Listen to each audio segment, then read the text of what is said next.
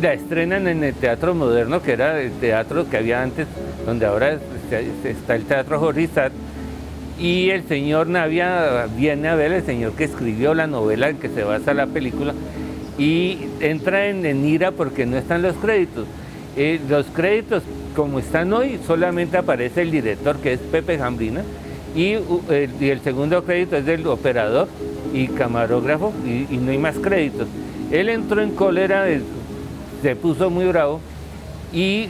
le manda una carta a la delegación norteamericana, lo que era la embajada en esa época, en Bogotá, donde dice que un grupo de extranjeros, de colombianos, han hecho una película que atenta contra los intereses de los Estados Unidos,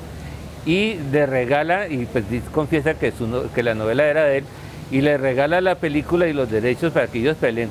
por la película. Así, un gran traidor a la causa colombiana. Y es como pues, la embajada pues manda un comunicado a Estados Unidos, a Washington, y el jefe de gobierno manda una circular a todas las embajadas, consulados de Estados Unidos en el mundo, que persigan una película que se llama Garras de Oro, que atenta contra la honra y los intereses de los Estados Unidos. Y es así como se pierde la película, y se pierden varias personas, ¿no? Pues, dejó como una estela de muertos. Digamos, alguien viajó con ella a Buenos Aires para estrenar la película, y ese alguien nunca llegó a Buenos Aires. Como alguien estuvo con ella en Medellín, la presentaron en Medellín en el Teatro Circo, y cuando se va desplazando para Manizales a hacer una proyección, desapareció la película y desapareció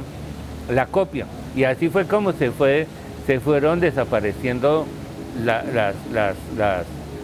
copias de la película. Muy sencillo, alguien me llama, yo ya había tenido, digamos, tenía un nombre como persona del cine en Cali,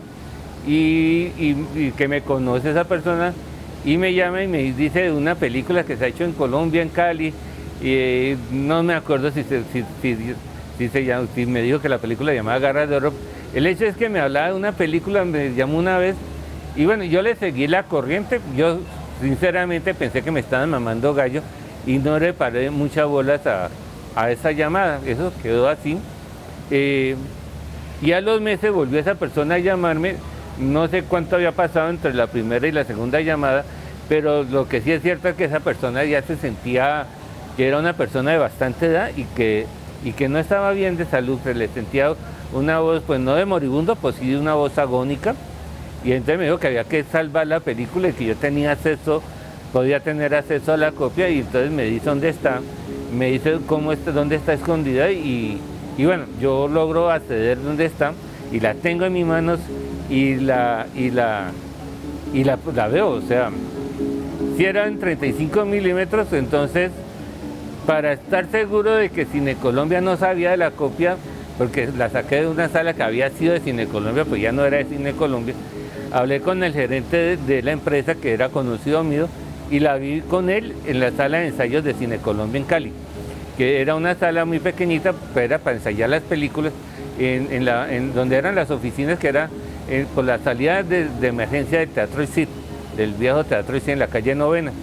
Ahí la vimos, algo que no se debió haber hecho, pero pues no había otra alternativa. El proyeccionista la limpió un poco,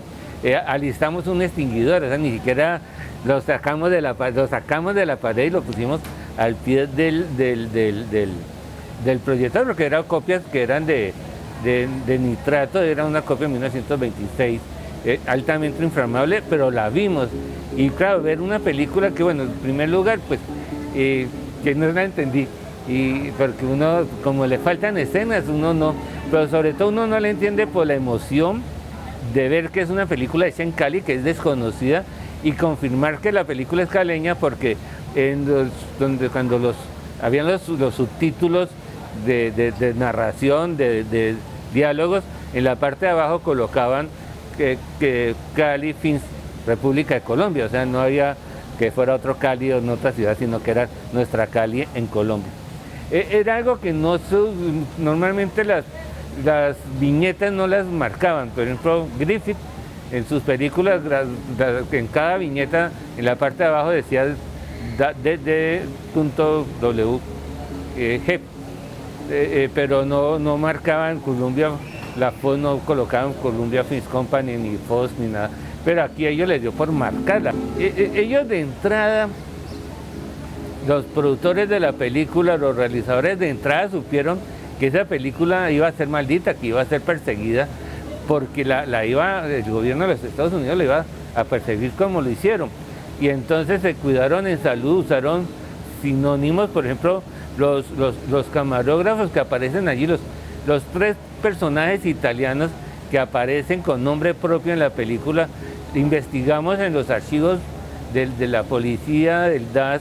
y fueron personajes que nunca estuvieron en Colombia. Hay archivos desde la época de la colonia, que Perencejo estuvo entraba por Cartagena, entraban por Cúcuta. La entrada grande a Colombia era por Venezuela, por Cúcuta, por Mérida, y luego pasaban a Cúcuta, donde había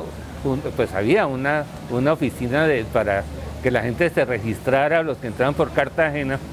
Y entonces no hay de esos personajes, nunca entraron, nunca estuvieron en el país.